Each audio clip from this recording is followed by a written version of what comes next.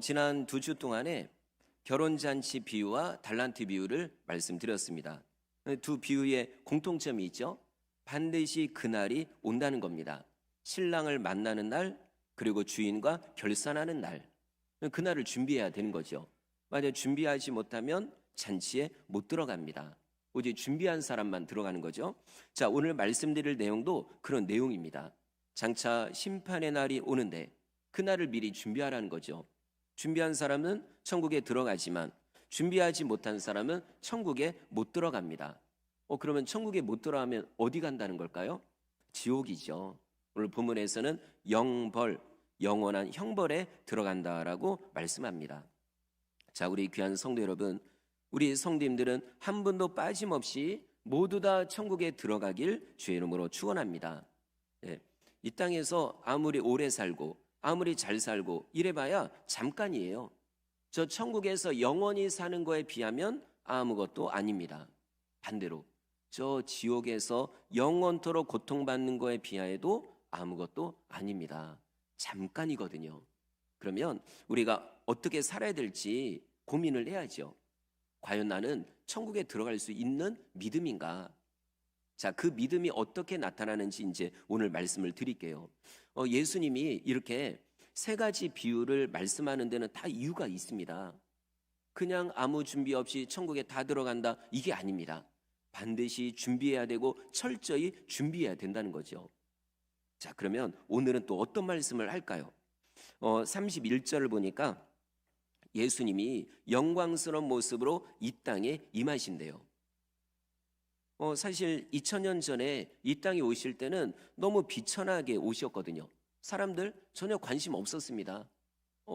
마리아가 예수님을 임신하고 배가 그렇게 나왔는데도 이제 아기가 나올 것 같은데도요, 아무도 집으로 영접하지 않아요. 모르니까 그런 거죠. 그리고 또 예수님 오실 땐 냄새나는 마구간에 태어나셨습니다. 정말 너무 비천하죠. 그러나 앞으로 다시 이 땅에 오실 때, 예수님이 재림하실 때는요, 완전히 달라요. 그때는 영광스러운 왕의 모습으로, 하나님의 아들의 본래의 모습으로, 그리고 중요한 거, 모든 사람을 심판할 심판자로 오십니다. 그리고 혼자 오시는 게 아닙니다. 천군 천사와 함께 이 땅에 임하시고, 그리고 이 보좌, 그러니까 재판으로 말하면 재판장이 앉아있는 그 자리를 만들고 거기에서 각 사람을 일일이 심판을 하는 거죠. 여러분, 이 장면을 꼭 기억하시기 바랍니다. 왜냐하면 앞으로 우리가 죽은 다음에, 그러니까 내가 죽기 전에 예수님이 오셔도 그 장면을 우리가 만나겠지만, 우리가 죽는다면 또한 그 자리 앞에 서게 됩니다. 제가 말씀드린 바로 이 상황을 우리가 만나게 되는 거죠. 그리고 그 심판은 누구도 예외가 없습니다. 어른이든 아이들이든 교회를 다니던 사람이든 다니지 않는 사람이든 모든 사람이 한 명도 예외 없이 심판대 앞에 서게 됩니다. 그리고 우리가 행한 대로 심판을 받는 거죠. 요한복음 5장에 보니까 예수님이 이렇게 말씀합니다. 요한복음 5장 29절, 선한 일을 행한 자는 생명의 부활로, 악한 일을 행한 자는 심판의 부활로 나오리라. 그러니까 사람은 모두 죽어요. 그리고 또 중요한 거, 모두가 다시 살아납니다. 부활이라고 하는 거죠. 이것도 예외가 없어요. 예수님을 믿는 사람만 부활하는구나, 예수님처럼. 아닙니다. 예수님을 안 믿는 사람들도 다 부활합니다. 그렇다고 해서 다 좋아할 필요가 없어요. 왜냐하면 누군가는 부활해서 천국으로 들어가지만 누군가는 부활해서 영원한 지옥으로 들어가니까요. 자, 그렇다고 지옥에 들어가는 사람이 그럼 나는 부활을 안 해야 되겠다 한다고 해서 부활 안 하나요? 아닙니다. 죽으면 반드시 모든 사람이 부활을 합니다. 그리고 지옥에 들어가는 거죠. 자, 예수님을 팔아먹은 가룟유다, 너무나도 불쌍하고 안타깝고 정말 그렇죠. 예수님도요, 뭐라고 말씀하셨냐면, 이 가룟유다에 대해서 말씀할 때 차라리 그는 태어나지 않았으면 얼마나 좋을까. 자, 이 얘기는 뭐냐면, 일단 태어났다, 내가 어떤 생명을 가지고 이렇게 살았다, 그러면 분명히 심판을 받는 거예요. 그런데 가룟 유다 같은 경우는 심판을 받고 지옥으로 간 거죠. 그러니 예수님 하시는 말씀이 차라리 태어나지 않았으면 얼마나 좋았을까. 여러분, 우리는 절대로 이런 얘기를 들으면 안 됩니다. 절대로 지옥에 가면 안 되는 거죠. 자, 사도 바울도 이렇게 얘기합니다. 고린도후서 5장 10절. 이는 우리가 다 반드시 그리스도의 심판대 앞에 나타나게 되어 각각 선악간에 그 몸으로 행한 것을 따라 받으려 함이라. 아멘. 여러분, 이 사도 바울도 하는 얘기가 우리 모두는 다 심판대 앞에 선다는 겁니다. 그동안에 행한 대로 심판을 받는다는 거죠. 여러분, 아까 예수님도 뭐라고 했죠? 선한 일을 행한 자는 생명의 부활로, 악한 일을 행한 자는 심판의 부활로. 그러니까 행한 대로예요. 사도 바울도 똑같이 얘기합니다. 우리가 행한 대로 심판을 받으리라. 그러니 여러분, 이걸 진짜 믿는 사람은 함부로 아무렇게나 살지 않습니다. 어떤 행동을 해도 이게 옳은 건가 그른 건가, 하나님이 원하는 건가 원치 않는 건가 늘 고민을 하고, 이게 하나님 뜻이 아니다 그러면은 안 하는 거죠. 혹시 내가 그걸 했을지라도 진실로 회개하는 거죠. 그리고 하나님이 원하는 대로 살아갑니다. 이게 진짜 믿음입니다. 이 믿음에 대해서는 제가 좀 뒤쪽에 가서 또 말씀을 드릴게요. 물론 예수님을 믿음으로 우리는 구원 받는 거예요. 그죠? 구원의 원리는 하나밖에 없습니다. 믿으며, 그러면 그 믿음이 진짜인지 가짜인지는 확인을 해야죠. 그러면 그 믿음이 진짜인 사람은 하나님의 뜻대로 살아가는 겁니다. 행동이 그렇게 가는 거예요. 그러나 교회를 다녀도 믿지 않는 자는, 물론 이것도 이제 좀 이따 말씀드릴 텐데, 머리로는 알죠. 예수님에 대해서 부정하지 않습니다. 그러나 마음으로 믿지 않는 자는 행함이 없습니다. 이걸 통해 우리는 진짜 믿음이냐 가짜 믿음이냐 구분을 하는 거죠. 자, 성도 여러분, 제가 지금 말씀드리고 지난주, 지지난주 말씀드린 건 제 얘기가 아닙니다. 예수님이 3번에 걸쳐서 강하게 얘기하시는 거예요. 그러니 우리가 그냥 죽으면 끝이지, 그게 아니라 어떻게 죽음을 맞이할 건가, 예수님 앞에 섰을 때 나는 어떤 모습으로 설 건가, 그리고 나는 과연 칭찬받는 자가 되는가 아니면 저주받는 자가 되는가. 한번 오늘 이제 말씀드릴 내용을 다시 한번 깊이 묵상해 보시기 바랍니다. 자, 32절을 보니까 예수님이 심판대 앞에 서지요. 천군 천사와 함께 각 사람을 심판합니다. 다 보좌를 다 그 자리를 준비하고요. 이때 사람들을 두 종류로 딱 구분을 합니다. 우리 32절 읽어볼까요? 32절 시작. 모든 민족을 그 앞에 모으고 각각 구분하기를 목자가 양과 염소를 구분하는 것 같이 하여. 아멘. 옛날 이스라엘에서는 주로 목축업을 했습니다. 주로 또 그 중에서도 양을 많이 키웠죠. 근데 양만 키우는 게 아니라 염소도 같이 키웁니다. 비율로 따지면 양 3마리, 그럼 염소 1마리. 보통 이렇게 한대요. 이유가 있습니다. 이 습성이, 양의 습성이 있고 염소의 습성이 있는데, 예를 들어 양 같은 경우는요, 풀을 뜯어 먹으면 다 뜯어 먹는데요. 뭐 그냥 줄기고 그 뿌리까지 다 뜯어 먹어요. 그러면 내년에는 거기서 풀이 안 나오죠. 그래서 이때 염소가 필요합니다. 염소는 어느 정도 먹다가 그것만 먹어요. 그리고 다른 데로 옮기거든요. 그럼 또 양은요, 이게 염소가 움직이면 그걸 따라가는 거예요. 왜냐하면 시력이 약해가지고 3m 이상을 구분을 못 하거든요. 그러니까 뭐 휘꾸무리하니 해서 쟤도 양인가? 어디 움직이잖아요. 그러니까 걔도 먹다가 따라가는 거예요. 그러면 풀밭이 보호가 되는 거죠. 그리고 또 이 목자가 그 웬만한 가까운 데서는 다른 양도 다 뜯어 먹으니까, 그러니까 먹을 게 별로 없죠. 그래서 좋은 꼴을 얻기 위해, 좋은 풀을 얻기 위해 멀리 갑니다. 때로는 험한 골짜기를 지나갈 때도 있어요. 그 시편 23편에 나오는 것처럼 사망의 음침한 골짜기. 근데 양들은 잘 안 가거든요. 무서워, 겁이 많습니다. 그런데 또 이때는 염소가요, 그냥 이 겁이 없어요. 그래가지고 그냥 모험을 즐깁니다. 그래서 실제로 팔레스타인 그쪽에 가면은 혼자 떨어져 죽은 동물이 있다 그러면은 이게 염소가 대부분이래요. 모험 즐기다가 이제 죽는 거죠. 그래도 어느 땐 또 필요한 거예요. 그래서 목자가 어떻게 하냐면 그 험한 골짜기로 갈 때 염소를 먼저 앞장 세우는 거예요. 그럼 염소는 뭣도 모르고 가죠. 그럼 또 양들은요, 가야 되나 보다 해가지고 우르르 가는 거예요. 자, 어쨌든 양과 염소를 같이 키웁니다. 그런데 저녁이 되면 양과 염소를 확실하게 구분을 합니다. 양들은 시원한 걸 좋아하니까 양들만 따로 모아두고, 그리고 염소는 따뜻한 걸 좋아하니까 염소들만 따로 모아두는 거죠. 이거 섞으면 큰일 납니다. 난리가 나요. 그러니까 엄격하게 구분을 한 거죠. 자, 이와 같이 예수님도 마지막 날에 사람들을 구분을 합니다. 양과 염소를 구분하듯 명확하게 구분해요. 중간이 없습니다. 어떤 분들은 나는 연옥에 갈 것 같아요. 연옥이요, 없어요, 여러분. 천국이냐 지옥이냐지 연옥 간 다음에 거기서 열심히 뭘 하면 다시 천국으로 튕겨 올라가고 그런 거 없습니다. 천국이냐 지옥이냐 이렇게 되는 거죠.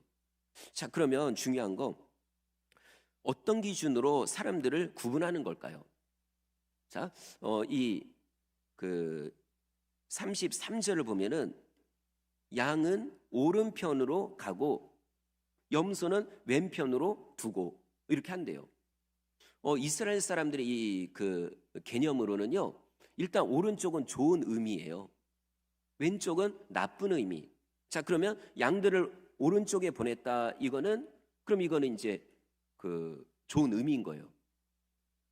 그럼 또 반대로 염소를 왼쪽으로 두었다. 어쨌든 왼쪽에 있는 존재, 이거는 나쁜 의미 이겁니다. 자, 양과 염소를 구분하듯 사람을 또 구분하는 거예요. 자, 그럼 어떤 기준으로 구분할까요? 이걸 우리가 알아야 되죠. 왜냐면 나중에 우리가 하나님 앞에 딱 섰는데 너 왼쪽, 너 오른쪽 이렇게 하거든요. 근데 내가 왼쪽으로 간다면 큰일입니다. 거기는 지옥 갈 사람들이 거기거든요. 그럼 내가 그쪽으로 간다면 왜 가는지 이걸 미리 알아야 되죠. 그때 가서 후회하고 하나님 살려달라고, 예수님 살려달라고 해봤자 소용없거든요. 어떻게 구분되는가 이걸 알아야 되겠죠. 자, 그럼 먼저 오른쪽에 서는 사람들 우리가 보겠습니다. 자, 34절 읽어볼까요? 시작. 그 오른편에 있는 자들에게 이르시되 내 아버지께 복받을 자들이여 나와 창세로부터 너희를 위하여 예비된 나라를 상속받으라. 아멘.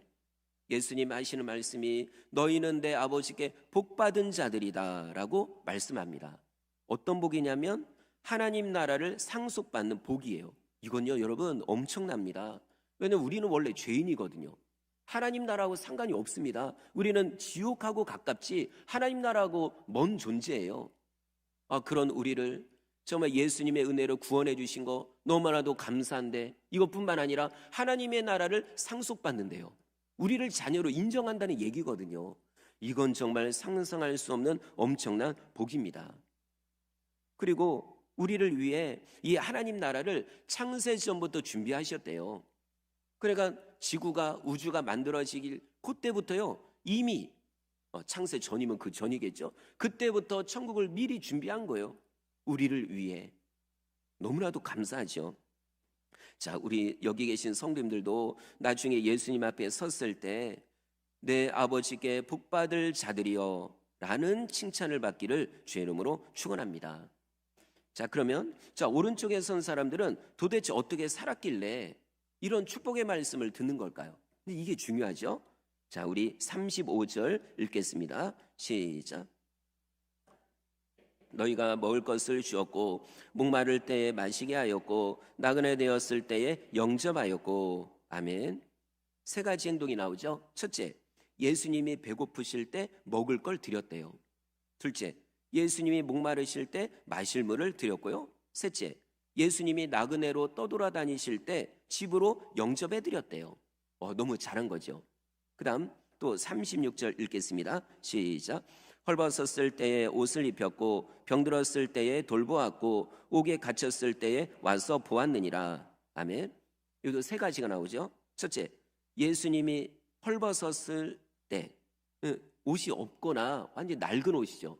그때 옷을 입혀드렸고, 둘째, 예수님이 몸이 아프실 때 직접 찾아가서 돌봐드렸고, 셋째, 예수님이 감옥에 갇히셨을 때 직접 찾아가서 돌아봤고, 같이 들어갈 수 있는 건 아니니까. 자, 와, 이거는 우리가 봐도 잘한 거죠. 예수님도요, 얼마나 기쁜지 너네는 정말 잘했다. 아버지께 복받을 자들이여 천국을 상속받으라. 와, 너무나도 감사하죠. 그런데 자, 이 얘기를 듣고 있던 그 오른쪽에 있는 사람들이요, 좀 이상한 거예요. 말씀을 들어보니까. 왜 그러냐면 예수님을 만난 적이 없거든요. 예. 그래서 이렇게 얘기합니다. 이거 아닙니다, 예수님. 저희는요, 예수님을 뵌 적이 없거든요. 예수님한테 먹을 거 드린 적도 없습니다. 말씀을 드린 적도 없죠. 예수님 집으로 영접한 적도 없습니다. 예수님이 눈에 보여야 영접하죠.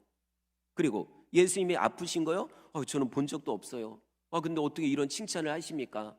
뭔가 예수님이 저랑 다른 사람이라 혹시 착각한 거 아닌가요? 그랬더니 예수님이 아주 중요한 말씀을 하십니다. 우리 40절 읽어볼까요? 시작.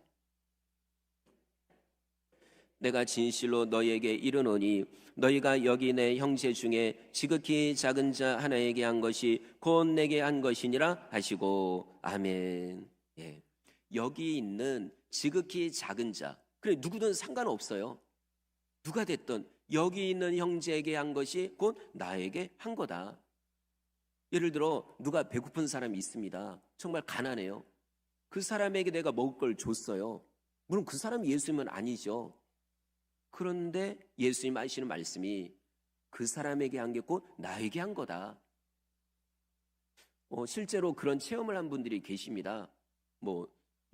유명한 분이지만 원종수 권사님, 지금은 또 직분이 바뀐 것 같은데, 그분도 어렸을 때 어머니가 길에 있는 어떤 노숙자 할아버지를 집으로 모신 거, 냄새나고 얼마나 괴로운지 몰라요. 그래도 어머니가 그렇게 하니까 다 씻겨드리고, 그러니까 이 아들도요 그냥 그렇게 한 거예요. 속으로 불평불만했죠.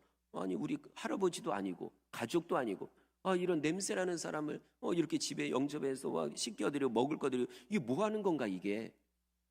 그런데 나중에 원종수 권사님이 나중에 나이가 다 먹은 다음에 그때 깨닫게 하시더래요. 종수야, 그때 그 할아버지가 바로 나였다. 그죠? 여러분, 눈으로 볼 때는 전혀 예수님이 아닙니다. 냄새나는 그냥 어르신일 뿐이에요. 근데 그분을 모셔드렸더니 그게 곧 예수님을 모셔드린 거죠. 여러분, 그렇다면 지금도 똑같아요. 우리 주변에 있는 어렵고 힘든 사람들, 아픈 사람들, 소외받는 사람들이요, 그분들이 다 예수님인 거하고 똑같은 거예요. 내가 그분들을 도와준 게 곧 예수님께 도와드린 거죠. 여러분, 나중에 반드시 예수님이 칭찬하십니다. 정말로 잘했다. 그때 그 사람 도왔던 게 바로 나를 도와준 거다. 네가 진짜 나를 믿는 자구나. 너 안에 진짜 나에 대한 사랑이 있구나. 이렇게 인정하는 거죠. 그러니까 결국에 보면은 심판의 날이 무서운 날이 아닙니다. 이분들에겐, 오른쪽에 있는 분들에겐요, 그날은 축복의 날, 칭찬받는 날, 기쁨의 날, 그리고 영원한 천국으로 들어가는 날이 되는 거죠.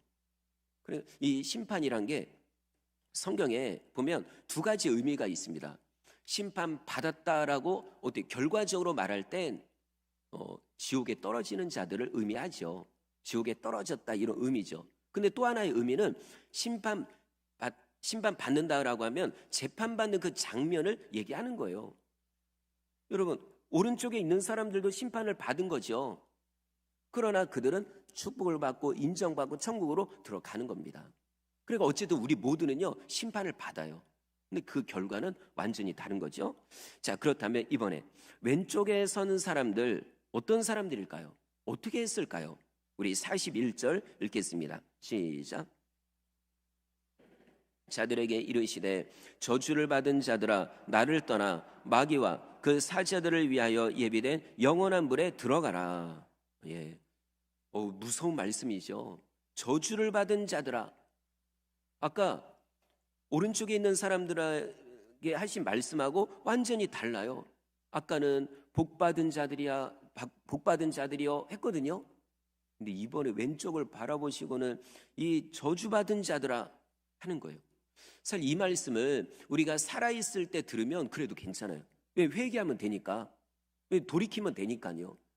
근데 죽은 다음에 하나님, 예수님의 심판대 앞에서 이 말을 들으면 그걸로 끝입니다. 돌이킬 수가 없습니다. 회개할 기회도 없습니다. 그 말씀을 들은 시간부터 지옥의 고통이 시작이 되는 거죠. 자, 41절 뒷부분 보면 나를 떠나 마귀와 그 사자들을 위하여 예비된 영원한 불에 들어가라. 자, 마귀를 위해 예비된 불. 자, 이거는요 원래 마귀를 위해 준비된 지옥인 거예요. 사람이 들어가면 안 됩니다. 근데 사람들이 들어가요. 왜 그럴까요? 마귀하고 똑같이 살았으니까요. 마귀가 원하는 대로 살았으니까, 마귀의 명령대로 살았으니까. 그러니까 마귀가 들어갈 지옥에 들어가는 거죠. 지옥은 뜨거운 용광로와 같습니다. 쇠를 녹이는 용광로. 예전에도 뉴스에 몇 년 전인가 나왔잖아요. 어떤 청년이 그 용광로 이제 그 철강 회사한 것 같아요. 거기서 하다가 잘못 디뎌 가지고 거기 이제 들어갔습니다. 시신을 못 찾는 거죠. 근데 여러분, 지옥은요 그 정도가 아닙니다.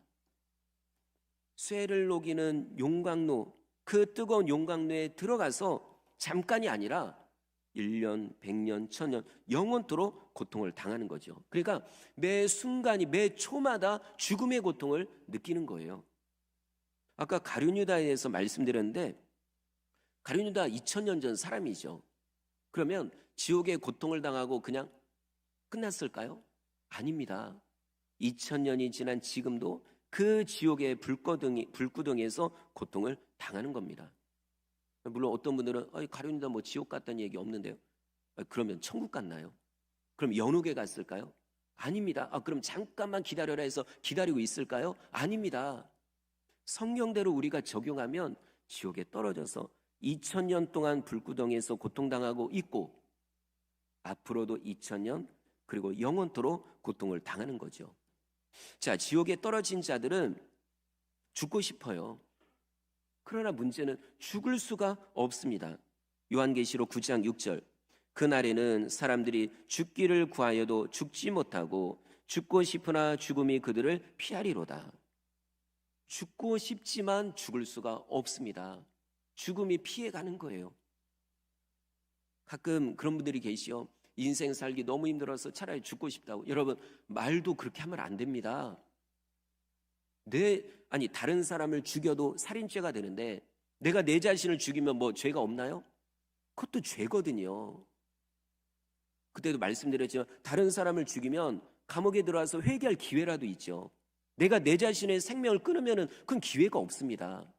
여러분, 아무리 고통스러워도, 아무리 이 땅에 사는 게 지옥 같아도 실제 지옥에 비하면 아무것도 아닙니다. 절대로 장난으로라도, 아무리 힘들어도 차라리 죽어야 돼, 이런 말 하지 마시고 정말 이 고통을 하나님께 아뢰고 기도하는 거예요. 여러분, 자, 그러면 염소와 같은 사람들, 왼편에 있는 사람들은 도대체 어떻게 살았길래 이런 무서운 진노를, 저주를 당하는 걸까요? 42절, 43절에 나오는데 6가지입니다. 첫째, 예수님이 줄이실 때 먹을 걸 드리지 않았습니다. 둘째, 예수님이 목마르실 때 물을 드리지 않았어요. 사실 우리야 그 수도 시설이 잘 돼 있으니까 그냥 수돗물 틀면 나옵니다. 저도 수돗물 자주 먹었거든요. 근데 이스라엘에서는요, 마실 물을 준다는 건 아주 귀한 걸 드린다는 거예요. 물이 귀하거든요, 그 나라는. 어쨌든 자, 근데 예수님한테 물 안 드렸습니다. 셋째, 예수님이 나그네 되셨을 때 집으로 영접하지 않았어요. 넷째, 예수님이 헐벗고 계시는데, 옷도 없는데 옷을 드리지도 않았습니다. 다섯째, 예수님이 병드셨는데 돌아보지도 않았어요. 여섯 번째, 예수님이 감옥에 계실 때 돌아보지 않았습니다. 자, 예수님이 이렇게 얘기하시는 거예요. 그랬더니요, 또 이 왼쪽에 있는 사람들이 말씀을 듣더니 좀 이상한 거예요.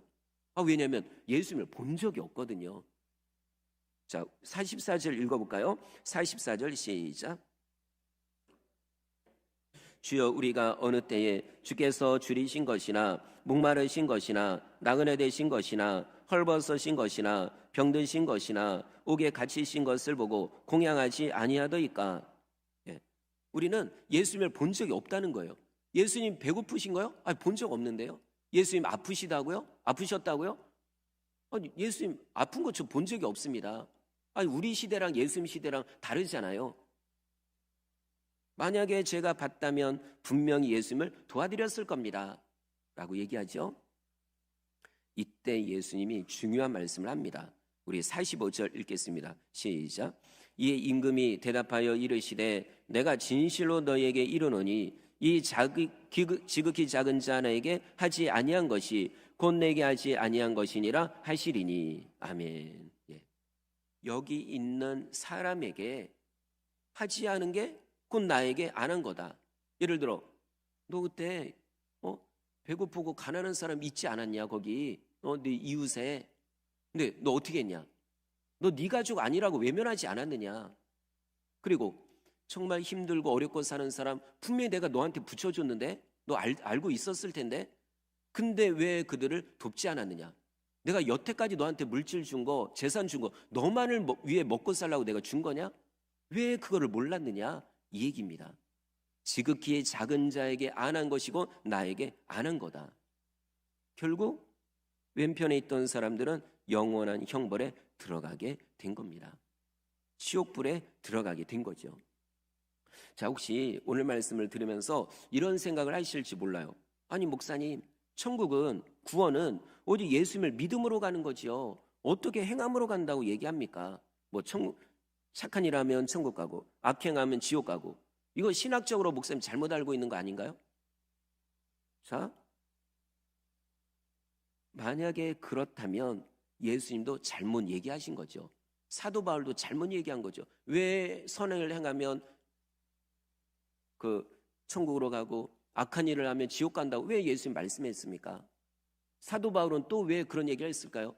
행한 대로 심판받는다고. 자, 여러분 이거 꼭 기억하십시오. 혹시 우리가 장로교이기 때문에 이걸 잘못 알고 있는 분이 있을지 몰라요. 구원은 분명히 믿음으로 갑니다. 이건 변함없는 진리예요. 구원은 믿음으로 가요. 근데 그 믿음이 진짜인지 가짜인지 어떻게, 그죠? 어떻게 압니까? 가짜일 수도 있습니다. 가짜 믿음 가지고 내가 근데 착각하는 거예요. 나는 믿음이 있다라고 생각하는데 실제로는 아닐 수 있습니다. 이걸 어떻게 알 수 있을까요? 행함으로 보면 알 수 있습니다. 행함을 보면 그 사람의 믿음이 진짜인지 가짜인지 알 수 있는 거죠. 진짜 믿음의 사람은 당연히 선을 행하는 걸 거고, 그죠? 예수님처럼. 그럼 그 사람이 진짜 믿음인지 인정받고 천국으로 가는 거고요. 그러나 가짜 믿음은 아무리 교회를 다녀도 천국에 들어갈 수가 없습니다. 왜냐하면 행함이 없거든요. 자, 야고보서 2장 26절입니다. 영혼 없는 몸이 죽은 것 같이 행함이 없는 믿음은 죽은 것이니라. 죽은 믿음이 있대요. 가짜 믿음이 있대요. 껍데기 믿음이 있대요. 그 믿음 가지고는 절대로 천국에 못 들어갑니다. 진짜 믿음의 사람은 이게요, 내 안에 믿음이 있잖아요. 믿음은 능력이 있습니다. 그 믿음이 나를 움직이게 합니다. 그리고 내 안에 진짜 그리스도의 사랑이 있는 사람은 그 사랑이요, 다른 사람을 사랑할 수 있는 그 원동력이 되는 거예요. 그 사랑 때문에 사랑을 안 베풀 수가 없어요. 못 견딥니다. 우리가 수요기도회 때 요한일서를 보고 있잖아요. 이제 요번 주면 이제 끝날 것 같아요. 와, 저도 그걸 보면서 와, 이렇게 귀한 말씀이 여기 있었구나. 사도 요한이 계속 얘기하는 게 그거예요. 너희가 하나님을 진짜 사랑한다고? 근데 왜 이웃을 사랑하지 않느냐? 아니, 눈에 보이는 이웃도 사랑하지 않으면서 뭐 하나님을 사랑한다고? 너희들은 거짓말하고 있다. 이 안에 사랑이 없으면, 믿음이 없으면 그 사람 구원 못 받습니다. 내 안에 진짜 믿음은 행함으로 드러나게 되고, 내 안에 진짜 사랑이 있으면 행함으로 드러나게 되어 있습니다. 이걸 통해 우리의 믿음을 돌아보는 거죠. 자, 그러면 오늘 본문에 나온 대로 하면, 자, 우리가 구체적으로 어떻게 살아야 될까요? 6가지가 나왔죠. 줄인 사람이 있으면 먹을 거를 주면 되는 거예요. 나 배부르게 먹었다고 해서요, 나머지는 다 통장에 넣고 그러지 마십시오. 일부러 따로 떼어 놓으십시오. 이 돈은 다른 사람, 어려운 사람을 위해서 우리는 써야 된다. 내가 그렇게 하는 거고, 내 자녀들에게도 가르치는 거예요. 하나님을 위한, 왜냐하면 감사 예물이니까 하나님께 드리는 11조와 감사 예물을 따로 떼어놓고, 그리고 어려운 사람들, 구제와 선교와 좋은 일들을 위해서 따로 또한 떼어놓고 하는 거죠. 이게 진짜 예수님을 믿는 사람입니다. 그리고 또 목마른 사람이 있으면 마실 물을 주고, 나그네 된 사람이 있으면 영접하고, 물론 요즘은 옛날이랑 달라가지고 집으로 영접하는 게 우리나라 지금 현재 사고로는 조금 이제 어렵죠. 아니 그렇더라도 단 몇 푼이라도 줄 수 있어야 되죠. 언제 또 만날지 모릅니다. 나그네라는 게 그거예요. 내가 아는 사람이 아니라 생전 모르는 사람입니다. 그런 사람에게도 내 것을 줄 수 있어야 되죠. 그리고 아픈 사람이 있으면 돌보아주고, 물론 요즘에는 병원이 면회가 잘 안 됩니다. 요즘 감기 환자도 많고 코로나 환자도 좀 더 많아지니까 또 못 들어가요. 설령 내가 못 가도요, 정말 그분들을 위해서 뒤에서 기도하는 거예요. 제가 그 얼마 전에도 말씀드렸지만 우리 교회에 이제 아픈 분들 많이 계시지만 또 유독이 이제 더 그 이제 수술도 그렇고 그런 분들 계세요. 그럼 우리 어떻게 해야 될까요? 당연히 그분들을 위해서 간절히 기도해야죠. 그래서 주중에도 할 수만 있으면 모여서 기도하는 거예요. 지금도 보면 정말 눈물을 흘리며 간절하게 기도하는 분들이 계십니다. 그게 진짜 내 마음에 사랑이 있는 사람이죠. 진짜 구원받은 사람이죠. 내 안에 있는 그리스도의 사랑이요, 그런 마음을 갖게 하는 거예요. 기도 안 하면 못 배기게. 와, 저는 진짜 우리 성도님들 이렇게 몇몇 분을 보면은요, 자기가 아픈 것도 아닌데, 내 가족이 아픈 것도 아닌데 눈물을 흘리며 기도하는 분들이 계십니다. 그분들이 진짜 믿음의 사람이죠. 어렵고 힘든 사람, 그리고 감옥에 갇힌 사람, 뭐 그런 분들을 자주 볼 수는 없지만 때로는 혼자서 쓸쓸하게 외롭게 사는 분들, 그분들에게 친구가 되어주는 것도 바로 이런 내용입니다. 그러니까 우리가 마음만 있으면, 관심이 있으면 그런 분들이, 그분들을 우리가 발견할 수 있습니다. 교회 안에서도 그런 분들이 있어요. 교회 밖에서도 있고요. 물론 우리가 다 챙겨줄 수는 없습니다. 그러나 내가 선한 마음을 가지고 실천하는 거예요. 작은 것 하나라도 실천하는 겁니다. 그게 주님이 원하는 거죠. 그리고 기억하십시오. 예수님을 아는 것과 믿는 것과는요, 하늘과 땅 차이입니다. 예수님을 진짜 믿는 사람은 예수님의 말씀대로 실천을 합니다. 예수님 하신 말씀이 뭐죠? 맨날 하셨던 말씀이 내 이웃을 내 몸과 같이 사랑하라, 이거거든요. 되게 간단합니다. 내가 이웃을 지금까지 살면서 이웃을 돌봐주고 뭔가 섬기고 내 거를 나누고 베풀고 정말 그들을 위해서 기도하고 아니면 전도하고 이랬다면 나는 진짜 예수 믿는 사람이에요. 그러나 반대로 그런 삶이 하나도 없다면, 다 나만을 위해서, 내 가족만을 위해서 살아왔다면 그건 예수님을 믿는 게 아니죠. 예수님의 말씀을 지식으로는 알지만 그 말씀대로 실천하지 않는 사람입니다. 자, 이걸 통해 우리가 믿음이 있는지 없는지를 우리가 분별을 하는 겁니다. 자, 누가복음 16장에 부자와 나사로 이야기가 있잖아요. 여기에 나오는 부자 한번 보십시오. 자, 부자가 지옥에 갔어요. 그런데 거기 보면은 그가 예수님을 안 믿어서 지옥 갔다 이런 얘기가 없어요. 분명히 그 얘기 없습니다. 믿음이 되게 중요한데 근데 그런 얘기는 하나도 없고. 근데 거기에 보면요, 답이 나옵니다. 왜 지옥에 갔는지. 왜냐하면 이 부자는 자기 집 앞에 가난한 거지가 있었거든요. 멀리도 아닙니다. 내 집 앞에요. 몸이 병들었어요. 그럼 내가 먹던 거라, 난 부자니까 먹을 거라도 줘야 될 거 아니에요. 닭다리 하나 딱 뜯어 먹었으면 한 입이라도 먹고 나머지는 줘야 되는데 안 줍니다. 그 가난한 그 거지가 부자의 상에서 떨어지는 부스러기라도 먹으려고 하는데 부스러기도 안 주는 거예요. 그러니 여러분, 그러니 지옥에 가는 거죠. 진짜 예수님을 믿는다면, 오늘 말씀으로 적용해 볼 때 진짜 예수님을 믿으면 그 불쌍한 사람 보면 어떤 마음이 들까요? 내 안에서 돕고 싶은 마음이 들 수밖에 없습니다. 그리스도의 사랑이, 하나님의 사랑이 나를 움직이거든요. 근데 그런 걸 전혀 안 했다? 그거는 사랑이 없는 거죠. 믿음이 없는 거죠. 결국 그 부자는 지옥으로 떨어지게 된 겁니다. 근데 부자라고 해서 다 나쁜 게 아니에요. 지난번에 말씀드린 욥을 보십시오. 욥은요, 부자입니다.